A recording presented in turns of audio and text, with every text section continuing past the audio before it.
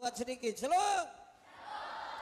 Bertumbuh, berbuah, berakar. Saya mau tanya, berbuah bagi Tuhan itu gampang kah susah?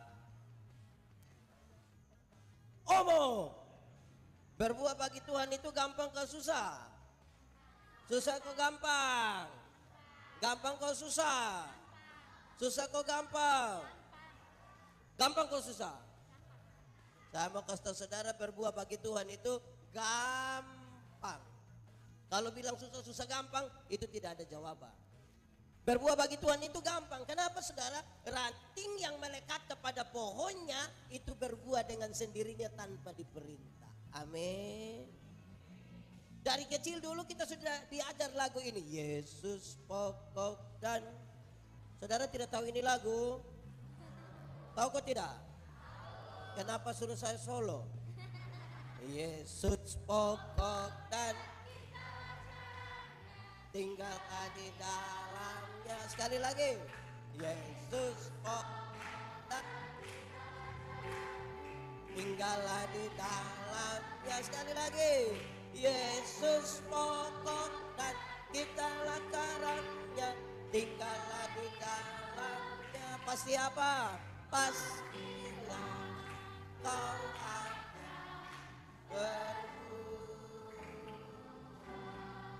ranting yang melekat kepada pohonnya buah keluar dengan sendirinya tanpa diperintah. Amin. Di Palu sini ada yang biasa perintah pohon berbuah. Tahu pohon mangga? Pernah makan buah mangga? Pernah foto di bawah pohon mangga? Siapa di sini yang perintah mangga biar mangga berbuah? Ada? Karena itu saya bilang berbuah gampang. Saya bilang pada saudara, ini serius sekali karena ada banyak orang Kristen rindu berbuah tetapi tidak mau melekat kepada pohonnya. Akhirnya dia jadi buah juga tapi buah plastik. Saudara pernah lihat buah plastik? Pisang plastik pernah lihat? Enak.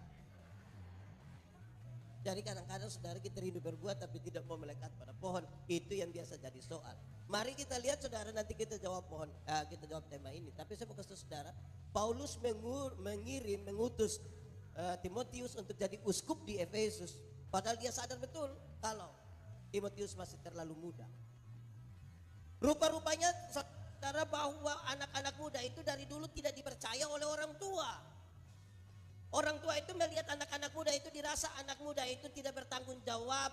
Anak muda itu suka yang senang-senang saja. Anak-anak muda itu emosional. Anak-anak muda itu belum matang.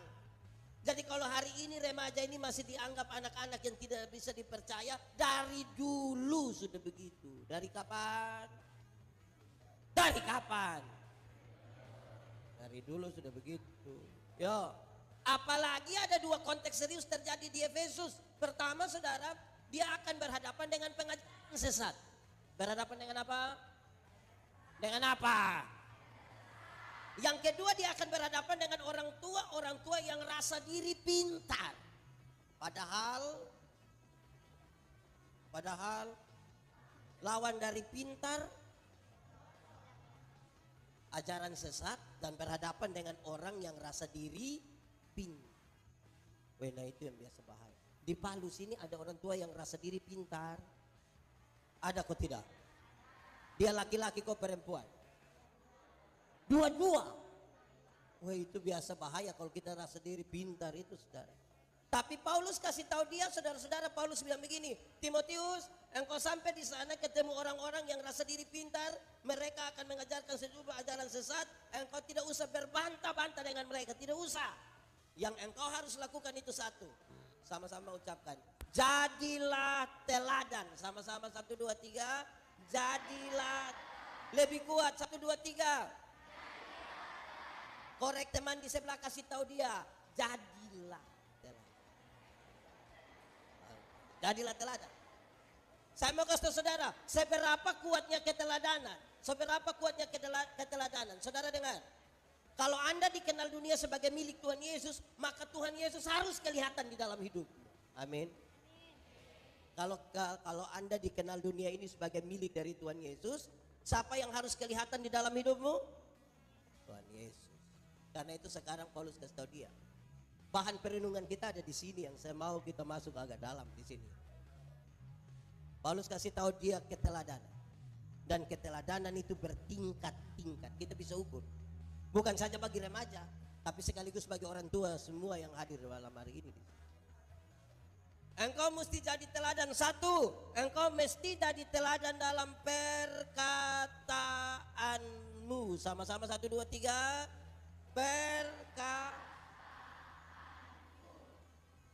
Harus.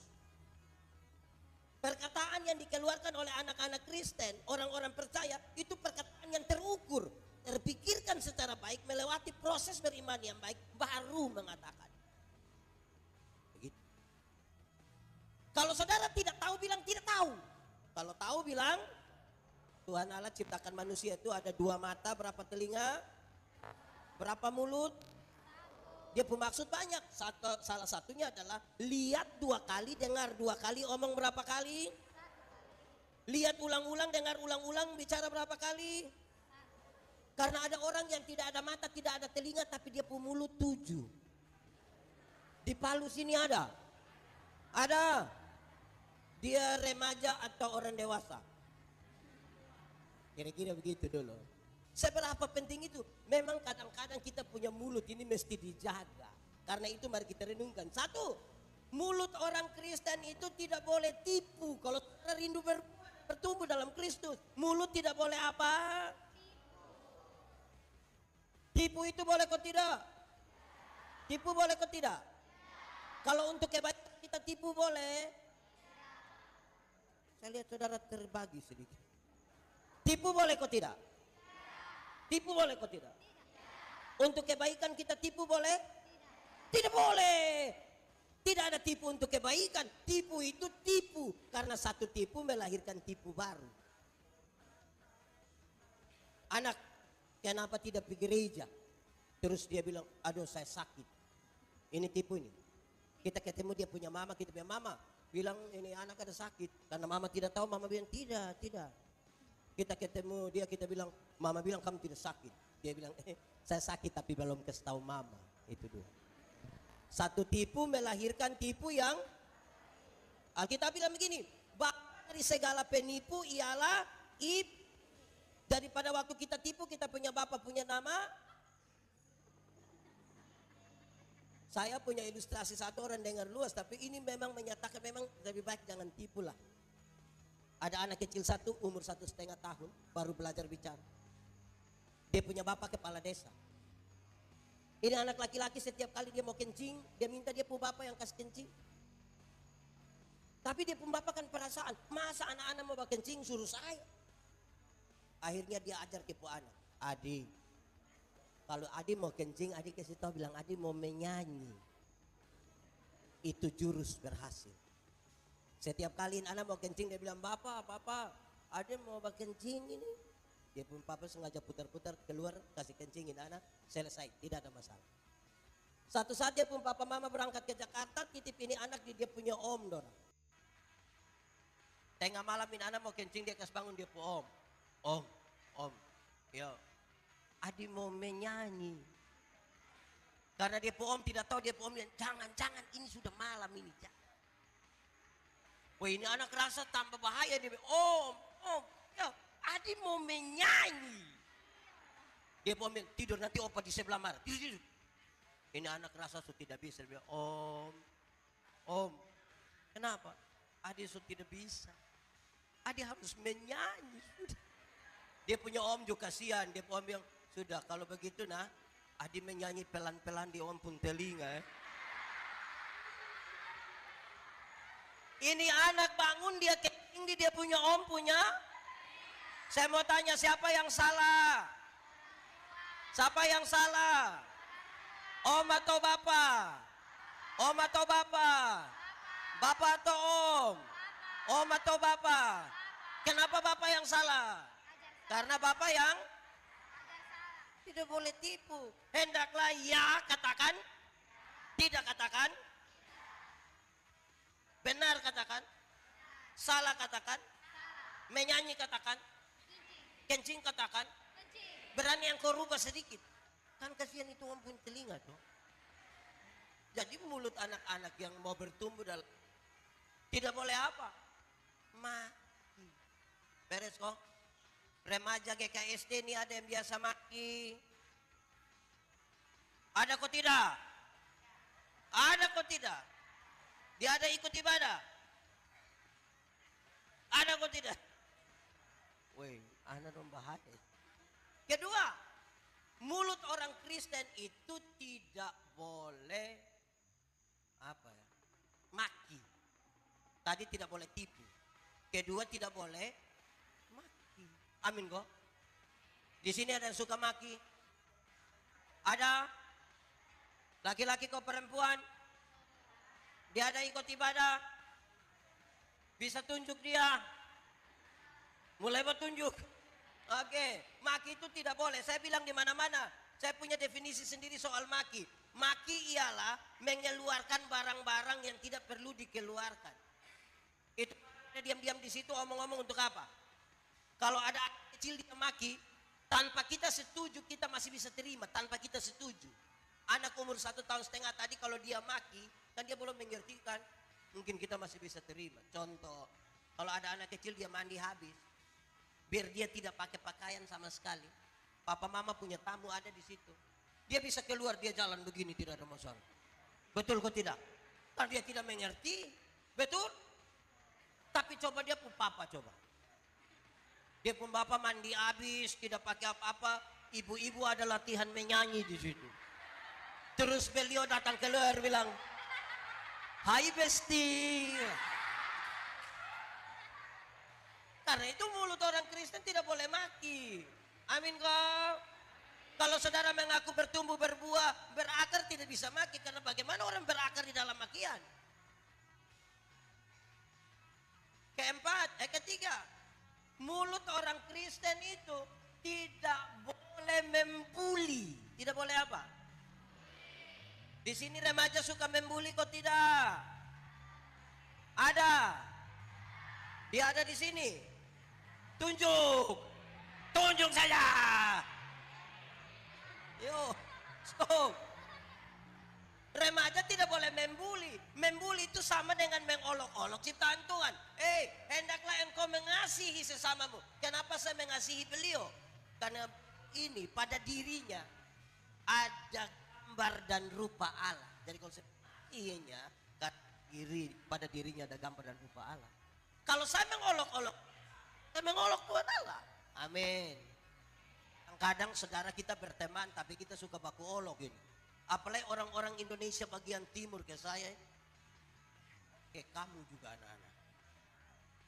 Kadang-kadang yang kulit sedikit hitam datang dia bilang begini. Selop. Terus teman bilang, suara ada tapi orang di mana ya? Hei bos enter dulu. Itu olok atau tidak? Itu baik. Biasa di sini ada yang begitu. Emang begitu. Nah itu berhenti olok-olok orang. Amin kok. Aduh kita ini kadang-kadang suka baku olok, suka omong sembarang lah kita orang-orang Kristen. Kadang-kadang kita ini kreatif tapi kreatif yang tidak benar. Saya baca satu tulisan dia ada angkutan umum di Kupang. Dia tulis di samping pintu, tidak tulis begini. Kalau mau umur panjang, pura-puralah tuli. Jadi saya bayangkan, oh mungkin orang tetangga ngomong itu tidak usah dengar. Tapi bukan itu yang dia maksud. Dia tambahkan di bawah. Kalau mau umur panjang, pura-puralah tuli. Supaya kalau Tuhan panggil, kau tidak dengar supaya jalan terus begitu. Saya bilang manusia macam begini, ini Tuhan tidak panggil. Nanti dia pergi sendiri. Karena itu belajar supaya mulut itu pakai dengan benar. Amin kok. Amin. Nah itu. Kalau mau bertumbuh, berakar, berbuah di dalam Kristus, pakai mulut untuk yang benar. Kalau benar, katakan benar. Kalau tidak benar, tidak. Itu pertama, mulut. Kedua, engkau harus menjadi teladan dalam tingkah laku. Kata-kata su bagus. Tingkah laku bagus atau tidak? Itu dia masalah. Sebab kalau 100 orang berkata-kata dengan bagus, belum tentu diiringi dengan tingkah laku yang bagus. Kalau kita uji, karena ujian daripada kata-kata adalah tingkah laku. 100 orang diuji kata-katanya tetap atau turun? Turun. Karena kita belum tentu konsisten dengan kata-kata. Manusia ini seringkali hilang lenyap dalam dunia kata-kata. Tindakan belum tentu dia lakukan dengan baik. Saya mau kasih saudara, disinilah orang belajar melakukan sesuatu. Tadi siang bercerita orang tua dorang di rumahnya Pak Lawidu, saya bilang begini, saudara, belajar itu ada 4. Belajar ada berapa? 1, belajar untuk tahu. Sama-sama belajar untuk. Tapi belajar untuk tahu saya tidak cukup, harus tambah yang kedua, belajar untuk tahu dan melakukan. Sama-sama. Sudah melakukan pun belum cukup, naik 3, belajar untuk tahu, untuk bisa melakukan dan hidup bersama orang. Sama-sama 1, 2, 3.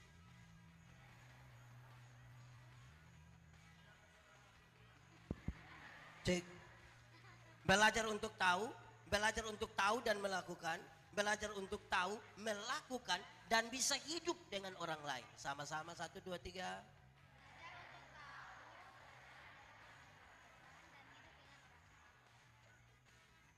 Makin sembarang tuh bicara. Yang keempat, belajar untuk tahu, ini yang paling tinggi. Belajar tahu untuk bisa melakukan, untuk bisa hidup dengan orang lain, tapi tetap menjadi diri sendiri. Itu yang paling hebat. Sama-sama belajar untuk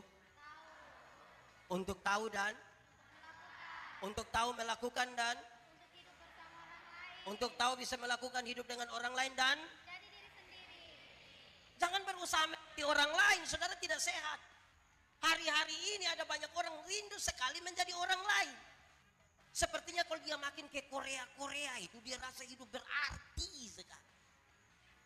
Sampai dia lupa kalau dia ini asal dari Poso. Pak pendeta, saya ini seperti Korea ya Pak. Pindah toh, kenapa di sini? Begitu. Jadi saja kita pun diri sendiri.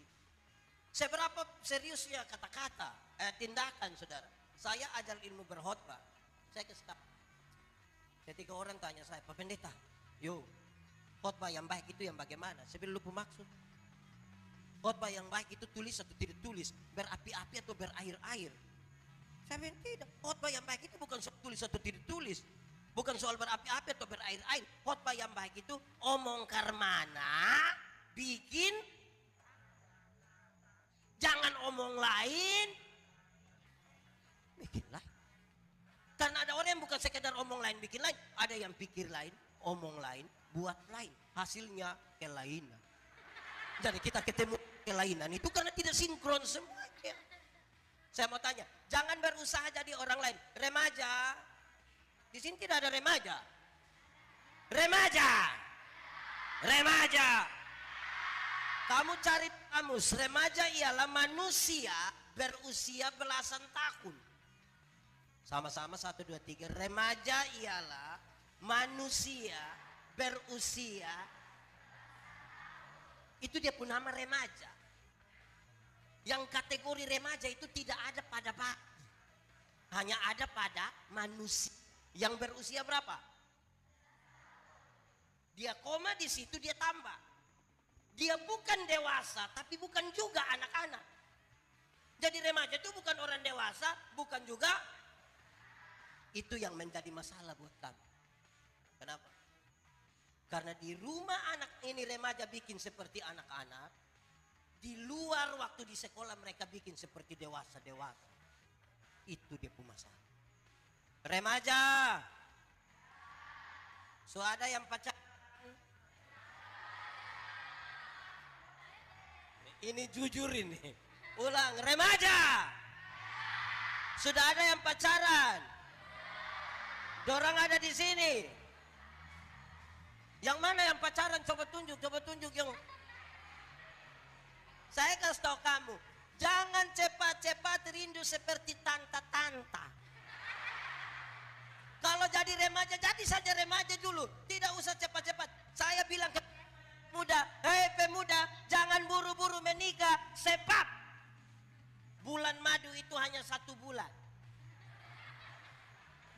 bulan kedua itu dia pu madu su habis. Itu tinggal dia pu lebas saja. Ini anak, dorang bukan anak-anak, bukan juga orang dewasa. Akhirnya di rumah seperti anak-anak. Banyak remaja ini kalau di rumah itu tidur itu begini. Sampai ludah meleleh itu. Tapi ketika mereka di luar dan pacaran itu mereka kayak orang-orang dewasa. Mereka pun panggil tuh bilang begini, Pi, Sumaam, cek itu mau amaam itu. Kamu kira menikah itu hanya mau ama-ama. Ingat kau sekolah. Pacar, anak kecil anak pacaran apa? Apalagi nih anak-anak, ketika mereka pacaran, orang tua marah, dia tersinggung, banting pintu. Di sini ada remaja biasa banting pintu. Ada di sini? Tidak ada. Oh, nah baik. Oh, ada dia tunjuk itu. Remaja. Saya mau kasih tahu kamu, kalau kamu banting pintu itu kamu belum tahu harga pintu berapa.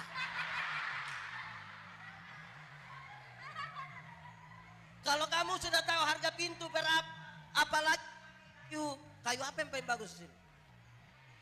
Kayu apa? Itu kamu akan tutup dengan sangat teratur. Banting pintu. Anak dong ini. Hati-hati, tindakan. Masih SMP bikin saja kayak anak SMP. Tidak usah buru-buru pacaran, mau nikah apa? Om pendeta ini nikah umur 32. Jodoh itu akan datang dengan sendirinya.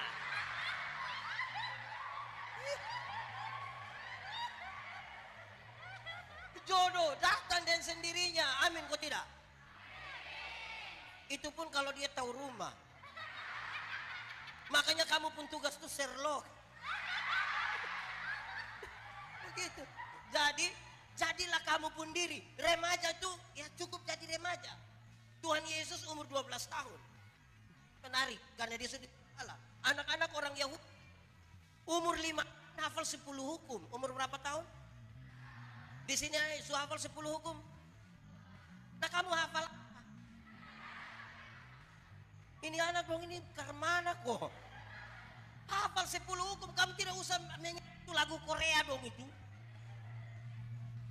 Tompu lagu itu lagu kerusuhan. Kamu hafal, yang 10 hukum kamu tidak hafal. Besok-besok mau menikah baru hafal bilang, hukum ke-6 apalagi lupa. Lupa. Tidak tahu mah bilang lupa. Anak-anak orang Yahudi itu umur 5 tahun hafal 10 hukum.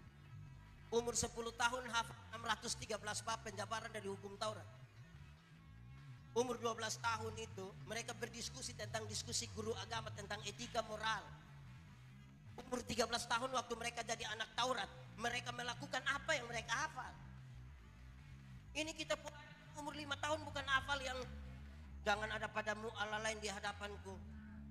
Ini pendeta datang di mama bilang, adek, coba adik TikTok biar om pendeta lihat. Kira prestasi dia. Lama-lama tulang patah itu. Jadi tingkah laku. Amin kah? Tingkah laku itu menjadi penting. Saudara bayangkan, sekolah sudah SMP. Ini remaja ini kelas SMP SMA kok. Iya kok? Betul? Kamu pintar atau tidak? Nah, soal yang paling gampang sekarang. Bisa jawab? Bisa? Oke. Tahu uang 20.000? Pahlawan siapa di situ?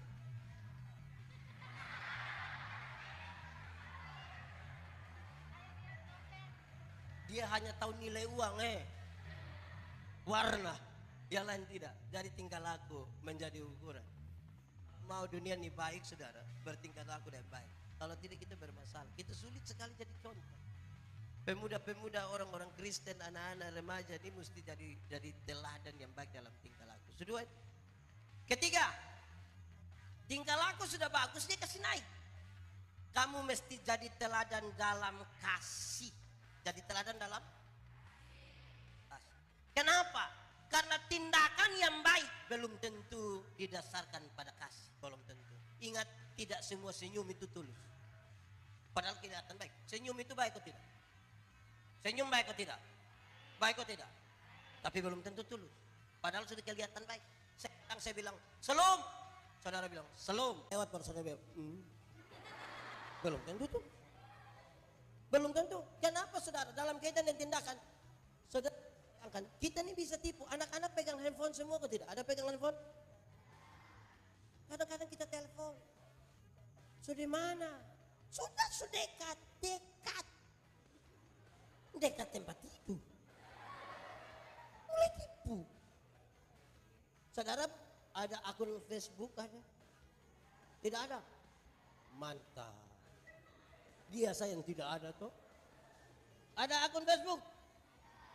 Yang ada saya mau tahu. Saudara komen saudara pun teman-teman pun status tuh kadang-kadang kan lucu. Bisa tulis bilang ha. Padahal tidak tertawa. Saudara boleh ha. Padahal tidak tertawa. Amin. Ada yang bukan ha. Ada yang WK. Nah WK itu tertawa bagaimana? Wek. Ada yang bukan sekedar WK. Ada yang tertawanya XI. Kalau XI itu tertawanya macam apa? Lama-lama kita jadi setan. Jadi saudara, yang baik harus didasarkan pada apa? Kasih. Saya khotbah di bank-bank semua yang ada di Kupang. Saya bilang, ini ibu-ibu yang kerja di bank dong, cantik-cantik semua. Mau lihat jauh, mau lihat dekat tetap cantik. Mereka pakai pakaian bagus-bagus. Kerja dalam ruangan yang bagus lagi, pakai AC lagi, tertata rapi sekali. Hei, kita ke bank itu sama kita tidak mau pulang. Mau lihat-lihat terus dong muka begini. Kita baru naik tangga terakhir, dengan santun sekali mereka bilang begini. Selamat siang, ada yang bisa kami bantu? Terus saya tanya orang, ibu-ibu, siapa yang di rumah ketika bangun tidur lihat dia punya suami pas bangun langsung dia bilang, selamat pagi. Ada yang bisa kami bantu? Kelihatan baik kan? Tapi kalau tidak didasarkan pada kasih, semua menjadi nol. Tidak ada arti. Kalau saudara mau bertumbuh dengan Kristus tidak kata lain selain satu kata. Apa itu sama-sama? 1, 2, 3. Apa? Oh. Hafal. Ikut saya. Kasih ialah baikan.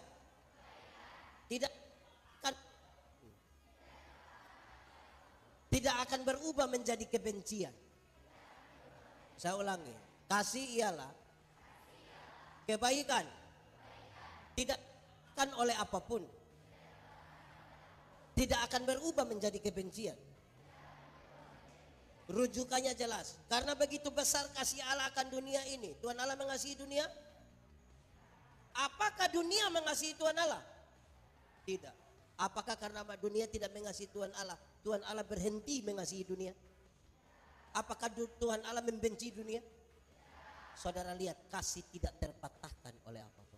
Sehingga tidak boleh ada anak bilang begini, saya terlalu sayang Anda, tapi waktu lihat lupu sifat asli begini, maaf. Itu bukan kasih, itu egois. Kalau kamu hanya bisa mengasihi orang yang berbuat baik kepadamu, apakah jasamu? Karena orang berdosa pun melakukan itu. Itu kasih. Nah, ini terlalu serius bagi kita. Karena Tuhan kasih tahu kita. Hanya kasih yang membuat manusia ini tidak bisa untuk tidak melakukan sesuatu sebagai bentuk dia mengasihi Tuhan. Saya suka uji itu pakai kamu punya mama-mama loh, ibu-ibu dong. Saya biasa tanya begini. Ibu-ibu, di sini tidak ada ibu-ibu. Oh, ibu-ibu. Melahirkan sakit kok tidak? Terlalu sakit. Mau melahirkan normal atau abnormal tetap sakit.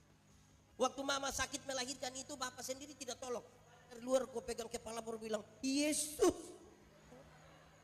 Kadang-kadang dia bilang Yesus lagi, dia bayangkan ini anak muka ke siapa nanti. Paling-paling gitu.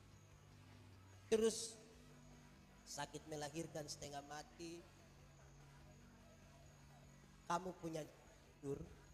Itu orang tua punya jam bangun. Orang tua punya jam tidur. Kamu punya jam bangun. Akhirnya orang tua tidak tidur gara-gara kamu. Jam 2, 3 pagi juga orang tua ada goyang-goyang. Dalam kondisi mengantuk sambil goyang-goyang itu, mama-mama seringkali dipaksa lagi menjadi penyanyi.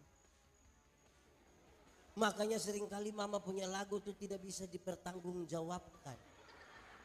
Kalau tidak bobo digigit. Padahal justru kalau anak bobo itu baru nyamuk gigit. Kalau anak ada lari-lari, nyamuk mana gigit dia. Betul? Orang tua ajar kamu jalan itu satu-satu, ajar kamu bicara itu satu-satu suku kata. Pa. Tapi waktu kamu mulai bisa bicara, ada suka bicara dengan orang tua. Waktu minta uang, orang tua ajar kamu jalan itu satu-satu langkah, pegang di tangan baru bilang ta, te, itu jalan belakang. Tapi ketika kamu jadi remaja, sudah bisa jalan, suka jalan sama papa mama, suka, pi apa, pi mall. Pertanyaannya sekarang, kamu pernah dengar kok tidak waktu orang tua bilang begini, anak, asal kamu mau sekolah tinggi, biar orang tua ikat perut tidak apa-apa. Pernah dengar? Orang tua kalau sampai bilang ikat perut itu bukan berarti dorang mau pakai stagen. Tapi dorang utang beli, kamu punya HP. Pertanyaannya mama-mama, ibu-ibu, kok anak dong tidak mau omong deh ibu-ibu, kenapa beli kasih dorang HP? Kasih tidak terpatah. Kasih tidak terpatah. Kita pun anak perempuan itu satu, saya pun anak perempuan satu orang. Kalau di hadapan dia pun teman-teman begini, kita jangan terlalu percaya diri mau peluk dorang. Kita pergi percaya diri taruh tangan begini, dia main bahu saja.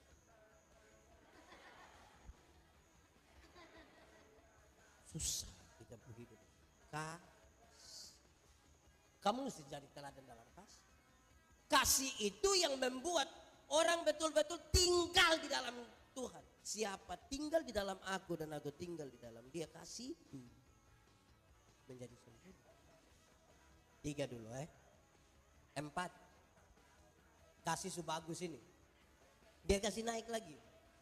Kamu mesti jadi teladan dalam kesetia. Ada orang punya kasih tapi belum tentu setia. Yang remaja di sini ini setia untuk ikut ini ibadah remaja? Tidak setia? Nah, kamu setia apa saja? Kamu ini yang akan terima ini jabatan orang untuk melayani dalam gereja Tuhan. Kalau kamu tidak setia mau bagaimana? Setia itu berarti tetap kepada janji. Kalau kamu berjanji dan kamu tidak setia, bagaimana kamu tetap tinggal? Nah, jadi susah. Mari kita lihat. Saudara-saudara, ada ini cerita lama, semua tahu tapi cerita ulang. Ada satu istri dia protes dia punya suami. Bapak, Bapak sudah berubah. Kenapa mama bilang begitu? Bapak sudah tidak seperti yang dulu lagi. Bapak seperti yang dulu, kenapa mama bilang begitu? Dulu itu sedikit datang ajak mama makan. Kaledo. Sedikit-sedikit papa ajak mama beli baju. Kadang-kadang papa suruh mama tutup mata. Sekarang kenapa bapak sudah tidak begitu? Papa berubah. Dia punya istri, dia punya suami bilang begini, saya tidak berubah. Siapa bilang saya berubah? Mama coba ingat baik-baik, mama coba pikir baik-baik. Nelayan mana? Nelayan mana yang kalau dia sudah dapat ikan dia masih buang umpan? Jadi dia punya istri bilang, selama ini bapak pikir saya ikan. Selama ini itu pakaian itu hanya umpan. Oke. Malam mau tidur mama masuk kamar kunci pintu kasih mati lampu. Papa datang mau buka pintu tidak bisa. Papa bilang, buka pintu. Tidak. Mama, buka pintu. Tidak, papa tidur di luar. Mama kenapa begitu? Kita dua suami istri. Dia punya istri bilang, Papa, coba Papa pikir baik-baik. Nelayan mana? Yang tidur dek ikan. Tidak ada. Ini kita mau uji, ini kesetiaan begini bagaimana? Saudara tahu, jarak antara kita pun pengakuan dan penyangkalan itu kecil. Di Kupang itu saya biasa mengandaikan dia dalam kata-kata yang kecil sekali. Hari ini kita mengaku di hadapan Tuhan. Di GKST kenal CD kok tidak ya? Ada. Saya tidak tahu jawaban di sini bilang apa, tapi kami kalau di Gemit itu, apakah jawabmu? Diorang akan jawab bilang, ya, saya percaya dan berjanji dengan segenap hati. Nah, sebaik sudah kalau begitu. Tapi saudara tahu, dalam pengalaman pelayanan, diorang baru jawab begitu. Ya, kadang-kadang pencitraan itu sampai ke sedih-sedih itu. Apakah jawabmu? Dia bilang, ya, saya percaya dan berjanji. 6 bulan kemudian datang sama dia pun papa mama, terus dia bilang, Pak Pendeta, Ibu Pendeta, iya tolong dulu. Tolong apa? Tolong saya dulu. Kenapa tiap hari tolong lu saja? Kami sudah nikah dinas, dia anggota jadi tidak bisa pindah, hanya saya yang pindah agama. Terus dia pun bapak bilang, namanya anak-anak sudah mau begitu, kita mau bilang apa lagi? Dia punya mama bilang, tugas kita orang tua ini kan hanya urusan. Yaudah terakhir pendeta-pendeta hanya bilang, hoang. Jadi jaraknya terlalu tipis antara pengakuan kita dan penyangkalan kita di hadapan Tuhan. Bagaimana sekarang kita setia? Kalau orang yang bertumbuh berakar, tadi kita di belakang sama-sama pendeta Leni bilang bertumbuh. Saya bilang bukan bertumbuh, tak tanam. Bertumbuh tapi tidak tak tanam itu dia nama apa? Kalau kita tidak berakar di dalam Kristus tidak bisa. Dunia sekarang berubah terlalu cepat. Kami orang tua, kalau orang tua tanya, Yandi, yo, di mana? Di kamar. Selesai persoalan. Kamu sekarang di kamar sekalipun belum tentu selesai. Karena kamu pegang handphone. Kamu menjelajah dunia. Dulu kami usia ke kamu yang tidak bisa pacaran. Tidak bisa. Orang tua cek ke kita. Tidak bisa. Dunia kan sekarang berubah. Anak lebih cepat tumbuh kehidupan daripada kita yang sekarang. Yang dulu. Kita berbeda di lagu. Saya suka pakai lagu. Kami orang dulu kami punya lagu itu memang realistis sekali. Gereja tua. Masihkah kau ingat waktu itu waktu ibadah pemuda kita kulihat begini lama-lama sudah nikah. Anak-anak sekarang punya lagu tuh mengerikan, kadang-kadang tidak mendidik. Kamu berbohong. Lihat itu. Orang tipu juga dong percaya itu. Kamu lukai. Lihat. Coba kau pikir. Apa? Memang tidak ada, kamu saja yang mau begitu, tidak ada. Dia punya kedua lebih parah. Kau tinggalkan aku. Kau dengan yang lain. Itu gila. Orang dengan orang lain kamu setia. Ini mau besar bagaimana, mau bertumbuh. Orang dengan orang lain dong setia baru bikin status. Kutunggu jandamu. Wah ini pemuda macam apa? Saudara, saya kasih tahu berulang-ulang. Setia saja pada Tuhan. Saya ingat, saya dari kampung di sekolah teologi di Kupang tahun 1996. So, ada yang lain. Belum, bapak dan mama juga belum ketemu waktu itu mungkin. Saya pergi sekolah teologi tahun 96 di Kupang. Kami dari kampung, kalau lihat nona Kupang dong itu kami senang sekali. Sebagai laki-laki normal ini saya juga suka perempuan. Saya begini-begini suka perempuan. Tapi orang tidak ada yang suka saya. Setiap kali kalau kita titip salam, non, tolong salam lu pun teman ya. Itu dia pun jawaban, belum dikasih tahu. Nona, ada salam dari Yandi. Dia hanya bilang, Yandi itu orang apa? Dari mana? Dia pikir saya orang gila mungkin. Yandi itu orang timur dari Soe, DBI. Tapi dia calon pendeta itu orang baik. Perbaiki keturunan. Nah. Memangnya saya ini keturunan ular beludak apa? Woi sakit hati betul, saya sakit hati ini. Tapi saya diam-diam saja.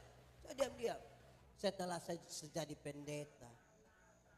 Kalau saudara pergi ke Kupang tuh, di mana-mana tulis bersama pendeta Yandi, pendeta Yandi, pendeta Yandi, pendeta.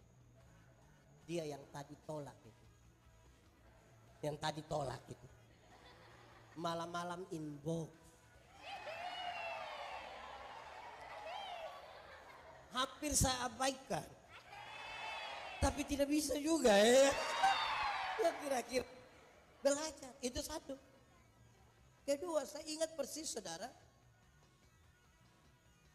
Satu saat ketika saya kelas 1 SMP. Ada pesawat lewat kami pulang kampung. Pesawat dulu tidak lewat kami pulang kampung. Waktu dia lewat saya juga heran.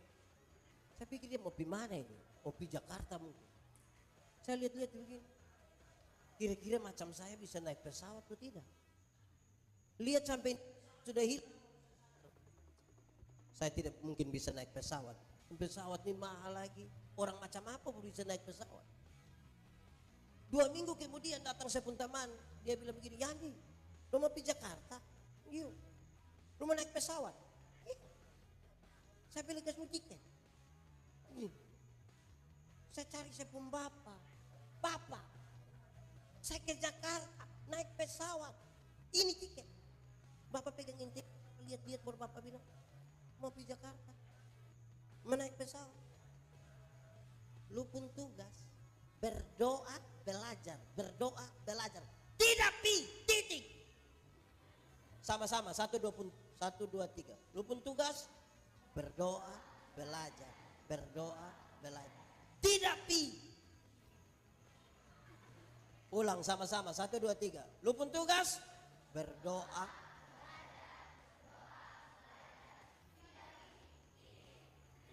Harusnya Bapak lihat ini kesempatan tuh. Tapi saya coba ikut Bapak punya mau. Berdoa, belajar, berdoa, belajar. 16 tahun kemudian sampai hari ini. Saya naik pesawat dalam jumlah yang tidak bisa dihitung. Terlalu banyak. Dan saya tidak pernah beli tiket untuk itu.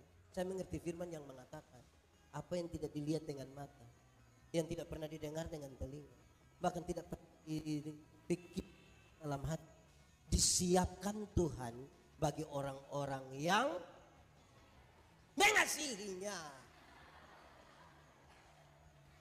Baru saya ingat, itu hari kalau saya pergi ikut saya teman punya, ternyata dia si tiket saja, pulang tidak.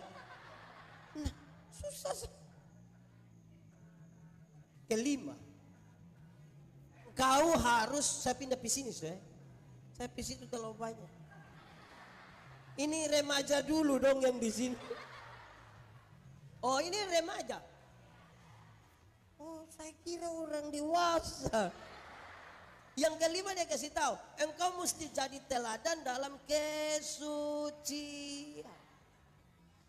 Kadang-kadang orang bisa setia tapi belum tentu menjaga kesucian.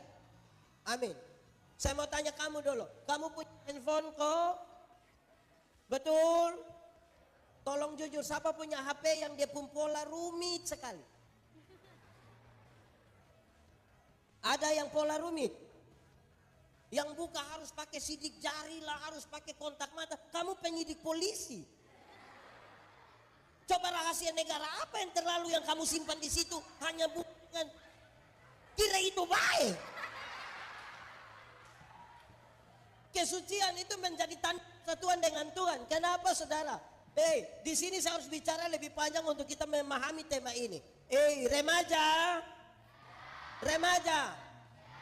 Tuhan yang kita sembah itu Tuhan yang kudus, Tuhan yang suci. Siapa yang mau datang kepada dia harus menjaga kesuciannya. Harus menjaga dia punya kekudusan diri. Karena yang kudus tidak dapat bersatu dan tidak kudus. Yang gelap tidak dapat bersatu dengan yang terang. Orang bisa, tapi kita tidak tahu. Saya mau tanya, kalau 30 menit belum bisa tidur, kamu buat apa? Main HP. Kau berdoa. Kenapa? Wih, saudara tahu, kejahatan itu tidak terjadi serta merta. Kejahatan itu dibuai. Kejahatan itu dibuai di sini, di sini. Yang tengah malam saudara belum bisa tidur itu, lihat-lihat loteng begini, lihat. Terus saudara bilang, saya ada ide. Terus saudara mulai online dan bikin status. Sudah jam 12 lebih 45 menit tapi mata belum bisa tertutup. Itu kamu maksud apa? Di status tengah malam, saudara. Remaja, tahu motor? Pernah naik motor? Pernah sampai lampu merah berhenti? Jalan kaki. Saudara, lampu merah tuh yang di perempatan jalan hanya 1 sampai 1,5 menit. Saudara bayangkan kalau kita sampai sana, pas lampu merah kita berhenti. Kita lihat di papan reklame, mobil satu warna hitam, ada perempuan satu pakai baju merah. Kita lihat itu perempuan, kita bukan lihat kayak orang lain. Beberapa detik kemudian kita lihat itu perempuan turun dari situ jalan menuju kita, bukan orang lain. Beberapa detik kemudian kita dengar itu perempuan panggil kita pun nama. Beberapa detik kemudian kita rasa itu perempuan mulai pegang kita pun tangan. Beberapa detik kemudian orang-orang, "Woi, jalan sudah!" Saudara lihat, hanya 1 menit di lampu merah saja pikiran kita bisa kemana-mana. Apalagi kalau ada setengah jam tidak bisa tidur. Betul kok tidak? Malam-malam kalau bisa belum tidur pikir apa sayang? Ada dong nih, itu serius. Woi kita bola balik badan setengah mati di situ. Hati-hati. Saya mau tanya kita dulu. Kalau kita di dalam terang, bisa lihat orang di gelap? Bisa atau tidak? Kalau orang di gelap, bisa lihat kita di terang? Lah, banyak kali orang terang dia kembali ke gelap. Kenapa coba orang yang di terang itu baik-baik. Cek.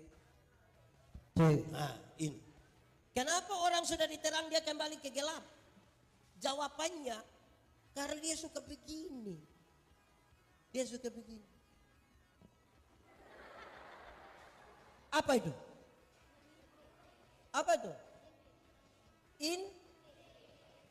Remaja yang suka intip angkat tangan.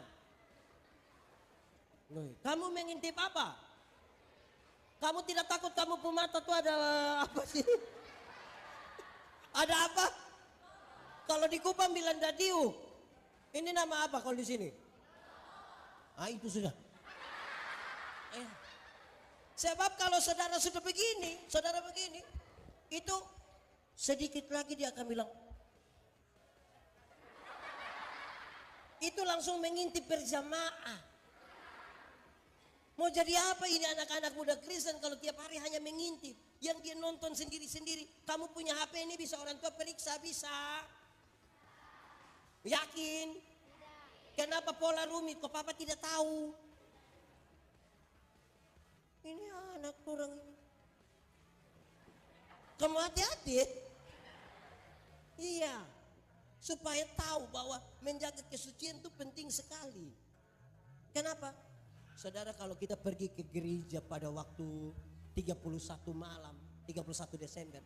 Biasa gereja di sini kalau 31 Desember jam berapa? Jam 6 kan mulai mau gelap kok. Lampu-lampu pas kita masuk itu agak redup. Kita dengar musik klasik. Teng, teng, teng, teng, teng, teng, teng, teng, teng, teng, teng, teng, teng.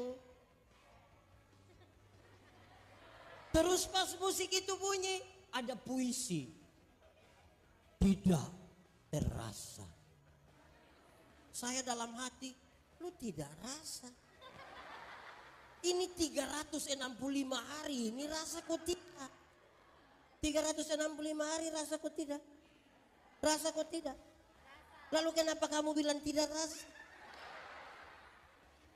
Rasa kok. Bla bla bla bla bla bla terus dia bilang begini. Mari kita tulis catatan-catatan dosa kita. Biar dia berlalu bersama-sama dengan tahun lalu. Tahun lama. Hari baru. Tahun baru. Hidup baru. Semangat baru. Orang mulai tulis catatan dosa. Ada yang tulis 5, ada yang 10, ada yang 30. Pakai menangis lagi. Tulisin. Keluar dia lipat baik-baik baru. Bukan langsung buang, bukan langsung bakar. Pakai menyanyi lagi. Mampirlah dengar doa. Terus dia bikin prosesi bakar catatan dosa. Ini 31 Desember. Masuk minggu kedua bulan Februari dia sugila ulang. Bahkan lebih parah dari tahun lalu. Dia punya soal di mana? Soal kesucian. Orang tidak berani menjaga itu. Orang tidak jaga itu. Akhirnya bukan hidup kita lebih baik, hidup kita lebih buruk. Padahal harapan kita bertumbuh berbuah di dalam Kristus. Tadi kalau kita baca ini dalam konteks Galatia dia kasih tahu, tetapi buah roh ialah satu apa? Coba buka cepat-cepat, buka cepat-cepat Galatia 5 ayat 22 23, cepat!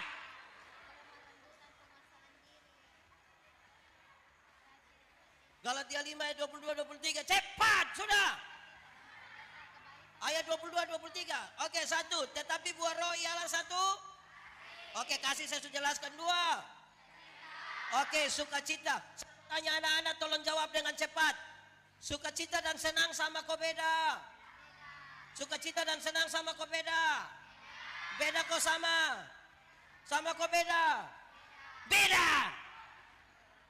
Sukacita dan senang itu dua hal yang berbeda. Senang berurusan dengan kepuasan karena kita terima sesuatu. Sukacita berurusan dengan sikap kita terhadap keadaan.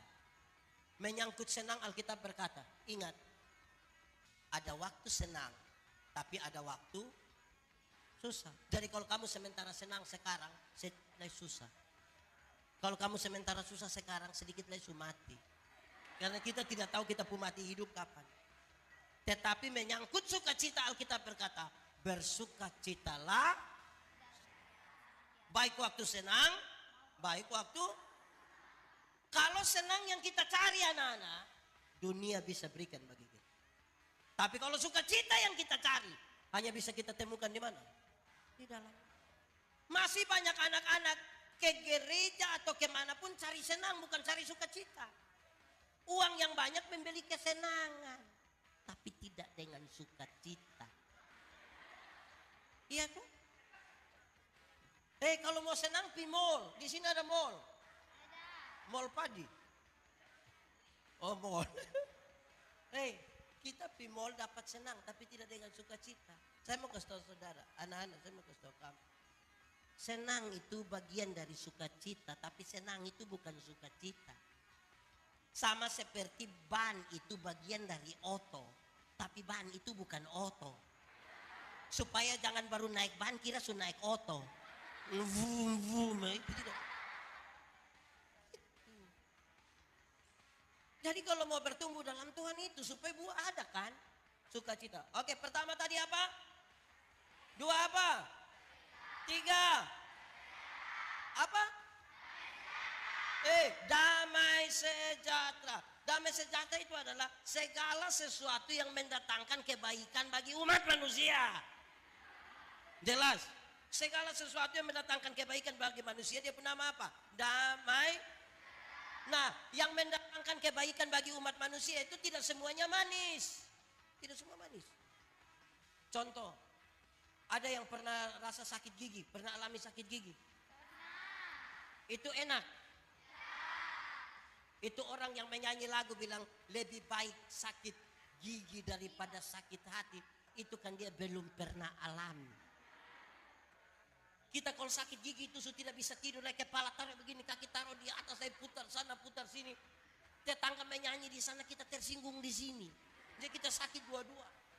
Sakit gigi. Sekarang, siapa yang ketika sakit gigi dia berani ambil air gula 1 gelas, manis tinggi, terus dia minum sambil kumur-kumur.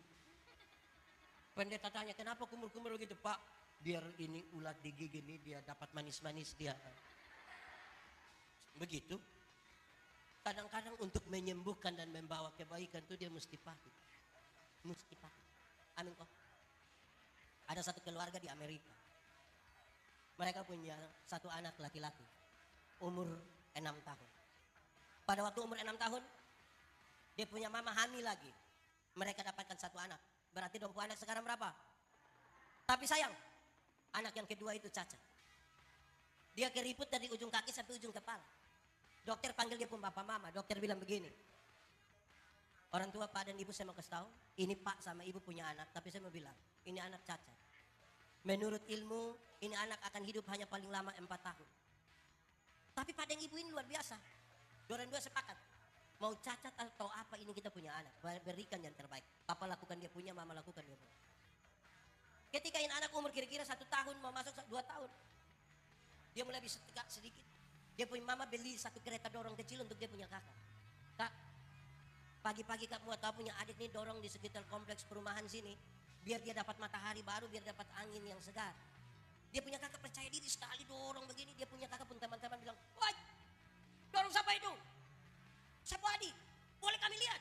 Boleh. Mereka pas mau lihat begini, ini kok adik? Kenapa dia pun kulit begini? Kenapa dia jelek sekali? Kenapa? Rupa-rupanya itu kenapa membuat dia punya kakak itu terluka sekali, sakit hati. Dia bawa dia punya adik itu ke sungai kering. Di Amerika itu juga ada sungai kering. Dia buang di situ. Bukan saja buang. Dia marah dia buat. Gara-gara engkau orang olok-olok saya, gara-gara engkau. Lebih baik engkau mati daripada hidup. Untuk apa tunggu 4 tahun? Mati sekarang lebih baik, kau nanti mati juga. Setiap kali dia adik mau berusaha untuk bangun, dia tendang dia adik. Dah itulah, dia lakukan tiap hari, tiap minggu, tiap bulan, tiap tahun tanpa diketahui oleh dia punya orang tua. Sampai satu hari duduk sama dia punya mama dekat meja makan, dia punya mama bilang kepada anak yang cacat ini, nak, nanti baru mama ambil kasih adik makanan. Ini anak yang cacat bilang begini, tidak usah. Loh, kok tidak usah? Waktu dia bilang tidak usah, ini anak coba bangun. Bukan saja bangun, dia perlahan-lahan jalan sampai dia ambil makan. Dia punya mama terheran-heran, oh luar biasa. Dia punya mama cari dia punya papa. Pak, Tuhan buat mujizat dalam kita punya ini. Kenapa? Anak kita yang cacat itu sekarang bisa jalan. Dia punya papa bilang, kasih tahu tetangga, kasih tahu majelis gereja, besok kita bikin syukuran. Besok kita buat syukuran. Ketika tetangga undangan sudah hadir semua, dia punya mama berdiri di depan kasih, bukan kata-kata sambutan dari keluarga biar begini. Bapak ibu saudara-saudara, kami undang bapak ibu saudara-saudara ada di sini. Karena Tuhan buat perkara dalam rumah kami. Anak kami yang bungsu, yang cacat. Yang dokter mengatakan mungkin dia hanya 4 tahun. Tapi ternyata Tuhan buat perkara. Dia sekarang bisa bangun dan berjalan. Tidak ada kata lain selain terima kasih. Tuhan luar biasa. Setelah kalimat itu dia mama ucapkan kalimat ini. Dengar. Dia mama bilang begini. Tuhan telah pakai dia punya kakak laki-laki. Yang penuh kasih sayang. Telah mengajar adiknya untuk bisa jalan. Saya ulangi. Tuhan telah pakai dia punya kakak laki-laki. Yang penuh kasih sayang. Mengajar adiknya untuk bisa jalan. Saya mau tanya, dia punya kakak penuh kasih sayang? Dia punya kakak juga heran. Lalu apa di balik ini? Dalam kaitan dengan damai sejahtera. Saya kira lagu ini serius, familiar. Seperti burung nasar melatih anaknya untuk bisa. Apa? Kamu tidak tahu ini lagu. Kamu ini tahu apa saja. 1, 2, 3. Seperti burung nasar melatih anaknya untuk bisa apa? Terbang tinggi. Sesekali dia lepaskan, tapi takkan pernah dibiarkan. Apa? Jadi. Oke, pulang latihan ini lagu ya. Pulang latihan bisa. Kamu ini latihan bisa. Bisa. Ini ada dong ini. Kamu hati-hati ya. Oke. Anak-anak, kadang-kadang kamu mungkin merasa sendiri, kadang-kadang kamu merasa Tuhan tidak adil. Tuhan di mana? Kenapa sepertinya Tuhan lebih berpihak pada itu anak, kok dia punya bapak mama lebih kaya? Kenapa kok dia seperti beruntung dari saya? Dia bisa gonta-ganti HP tiap waktu ketika dia mau. Saya di mana dan Tuhan di mana? Bukan Tuhan tidak ada. Hari itu Tuhan sementara mengajarmu untuk bisa berjalan. Nah, bisa jalan? Oh bagus.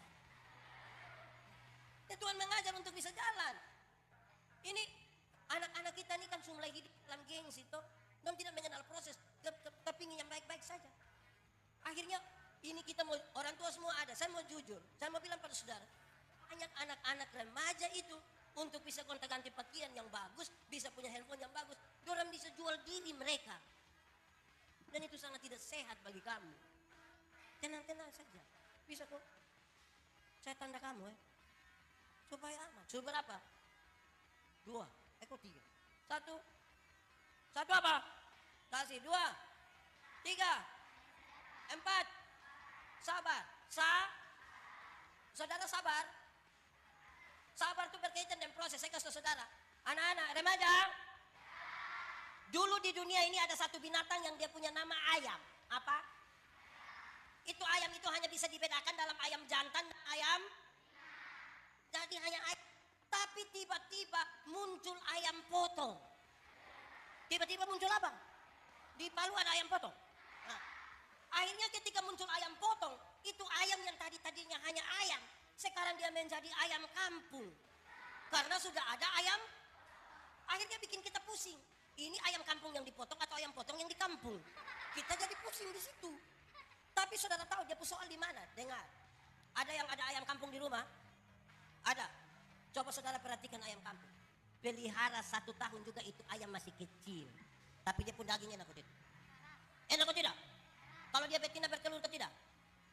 Kalau dia jual mahal atau tidak? Ya karena itu ayam tahu proses. Beda tuh dengan ayam potong. Pernah lihat ayam potong? Coba pelihara ayam potong barang 1 bulan. Itu dia punya mata sebesar begini. Itu kalau lihat pakai kaca pembesar. Kalau lihat langsung juga dia begini saja. Tapi itu ayam. Ibu-ibu pulang dari pasar ikat salah di motor dia punya kaki patah. Ayam tidak tahu proses. Karena itu sabar itu berkaitan dengan proses. Ini anak non cita-cita, saya mau tanya, ada cita-cita apa? Cita-cita dokter. Makanya belajar. Dokter tiap hari hanya bikin status. Cita-cita. Cita-cita. Apa? Psikolog. Wih, anak pun cita-cita aneh, berbahaya juga. Tiap hari dalam anak psikologi kurang bagus. Makanya belajar psikologi. Jangan tiap hari salto. Tidak apa. Berproses untuk itu. Kita mau tanya di sebelah baju tuh. Cita-cita apa besok? Iya. Pramugari. Mantap. Nanti kan seperti kita kalau.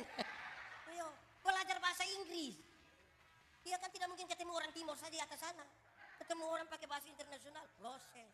Kak mau jadi apa kak? Tentara. Makanya lari. Bukan tidur terus. Supaya proses jadi tentara. Iya toh? Kalau tidak kamu hanya punya cita-cita masa lalu. Cita-cita masa lalu itu sama kayak kita punya opa dorang. Opa dong itu setua baru kumpul cucu, opa bilang begini. Sebenarnya dulu opa tentara. Nah sekarang opa di mana? Opa cerita hebat-hebat. Opa pun cucu dorang. Opa bilang, dulu waktu Jepang. Jepang datang, opa punya teman semua lari. Tinggal opa yang tidak lari. Cucu bilang opa luar biasa. Terus opa bilang, yang cucu bilang begini. Kok kenapa teman lari opa tidak lari?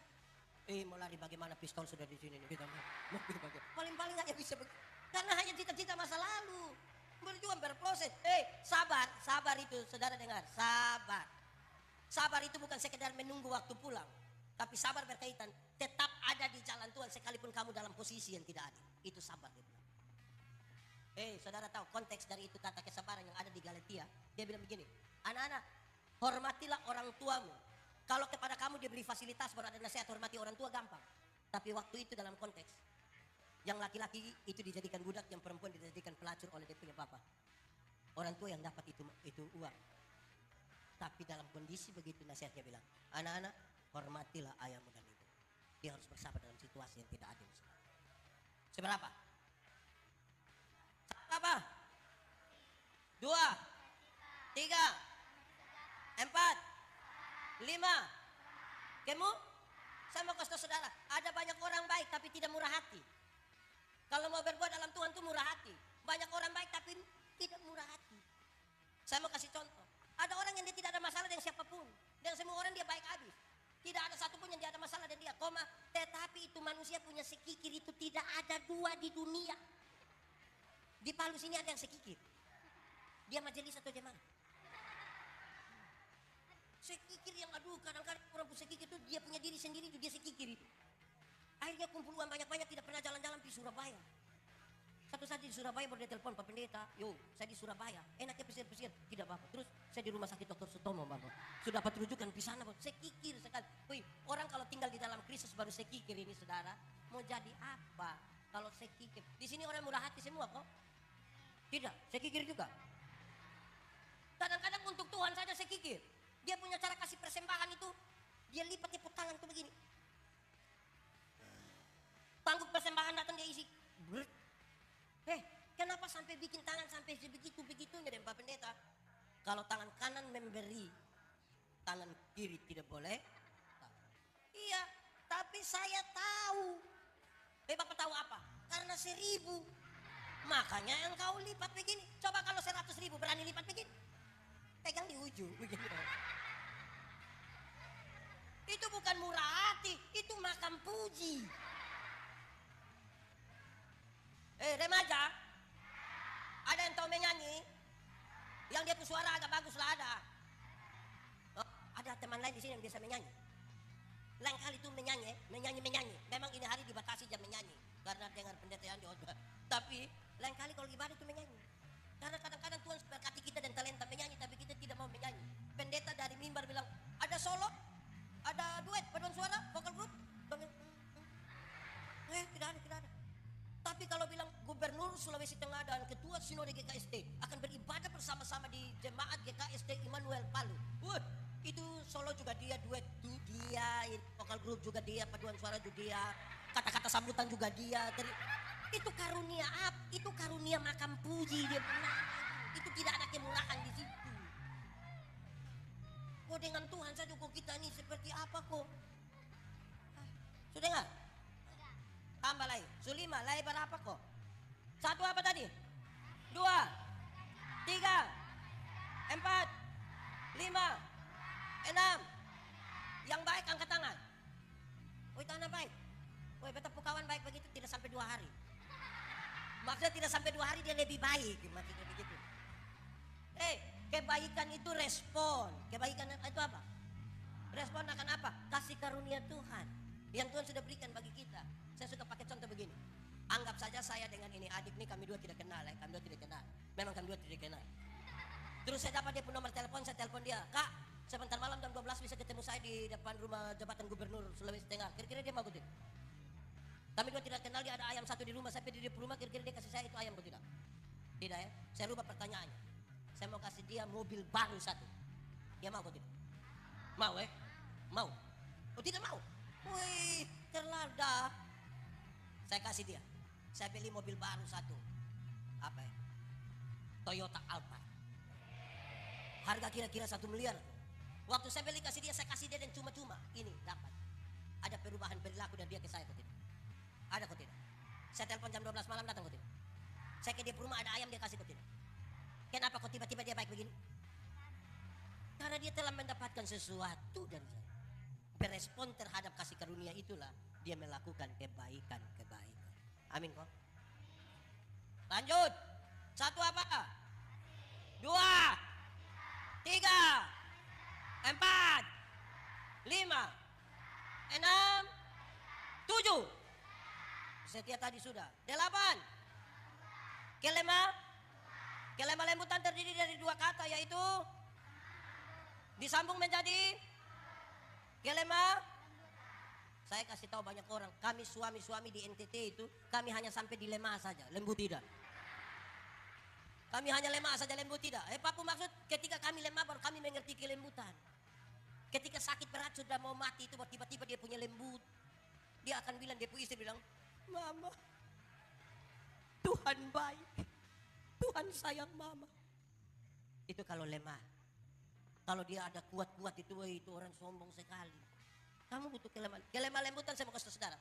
Kelemah lembutan itu bukan berarti bicara atau omong pelan-pelan, bukan itu. Ini maaf, sepung kaki lu itu bukan kelemah lembutan. Kelemah lembutan itu bukan berarti jalan permisi. Bukan bilang itu bukan kelemah lembutan. Kelemah lembutan itu berarti titik paling tengah antara benar-benar marah dan benar-benar tidak marah. Supaya dia marah pada waktu yang tepat dan tidak marah sembarang. Saya mau tanya ini remaja-remaja. Marah itu boleh kok tidak? Boleh kok tidak? Boleh. Tapi marah proporsional. Marah dia punya sifat, bukan marah dia punya orang. Kalau ada nona ini yang marah dia punya kemalasan, bukan marah dia punya orang. Untuk menegur kesalahanmu, aku tidak harus menjadi musuhmu. Karena saya sayang engkau, saya tidak suka kalau engkau malas. Itu marah dia punya sifat. Jangan yang malas itu datang yang Pak Pendeta. Gimana kok saya tidak suka lihat lu pemuka itu berangkat. Itu marah dia punya orang. Jadi kelemah lembutan itu titik paling tengah supaya kita marah tidak marah sembarang. Kalau tidak kita tidak bisa berbuat dalam Tuhan. Amin. Lanjut ulang. Pertama apa?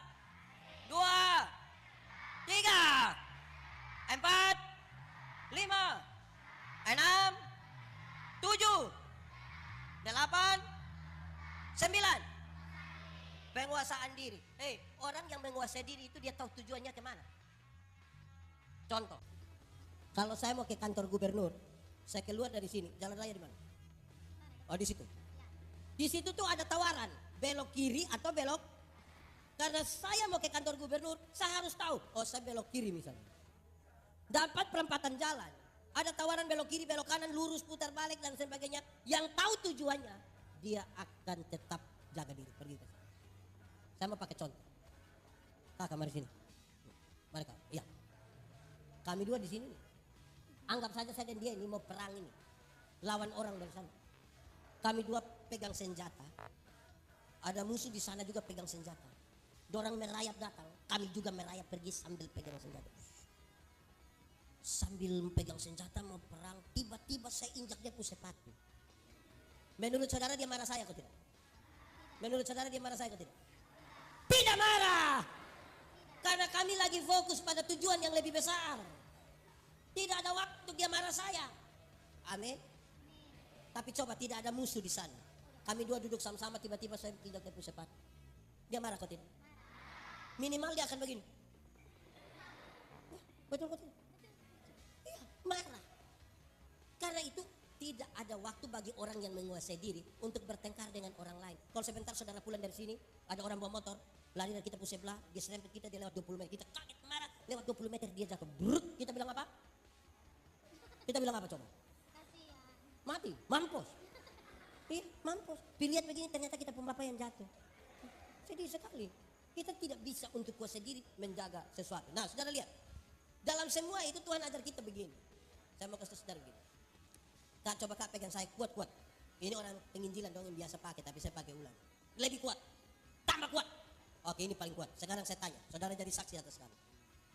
Pegang sekencang ini nih kak bisa bertahan berapa lama? 1 detik bisa? Bisa. 1 menit bisa? Masih bisa. 1 jam bisa? Tidak bisa. 1 hari?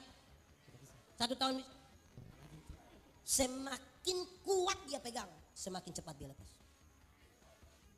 Karena itu, anggap saja ini tangan orang, ini tangan Tuhan ya. Ini tangan orang berdosa. Anggap saja lah ini. Jangan kamu yang berusaha mau bertumbuh, berbuah, berakar dalam Tuhan. Jangan kamu yang berusaha pegang Tuhan punya tangan buat-buat. Jangan. Kamu akan cepat melepaskan. Saudara harus biarkan tangan Tuhan yang pegang. Saudara tetap pegang. Tangan Tuhan memegang dia. Ada waktu di mana sebagai remaja itu dia kepingin jatuh. Tangan-tangannya terlepas, tapi tangan Tuhan tidak melepaskan dia. Amin. Silakan dulu. Terima kasih ya Kak. Nah. Begitu baru kita bisa bertumbuh. Saudara tahu kita ini pusing di dunia yang sekarang yang perubahannya sangat cepat. Di dunia maya itu, dunia kita kan sekarang ada 2 toh. Dunia nyata dan dunia. Di dunia nyata orang tua lahir lebih duluan anak-anak. Peraturannya banyak sekali. Masuk dunia maya, anak-anak lahir lebih duluan orang tua. Kita punya anak umur 3 tahun saja kita pusing. Itu anak datangin sini. Dia bisa. Akhirnya di dunia maya itu ada banyak orang tua bikin seperti anak-anak. Karena dia tidak kuat ada di situ. Nah sekarang, anak-anak kamu di dunia maya itu dalam perkembangan zaman ini. Mau dunia ini baik, perbanyaklah hal-hal baik yang kamu kasih tahu pada dunia. Perbanyak. Jangan bangun pagi-pagi tidak baca Alkitab tapi dia foto. Foto lagi muat di Facebook baru ada ayat Alkitab di bawah. Padahal tidak ada hubungan antara dia pemuka dan ayat Alkitab. Tapi dia upload di situ mau kasih takut siapa? Nah, kira-kira begitu. Nah, baik. Remaja, masih ingat kamu yel tadi? Tidak ingat? Lalu kamu ingat apa? Kamu lapar? Sudah makan atau belum? Oke, sekarang kita makan waktu saja. Ya, baik. Tuhan memberkati kita. Mari.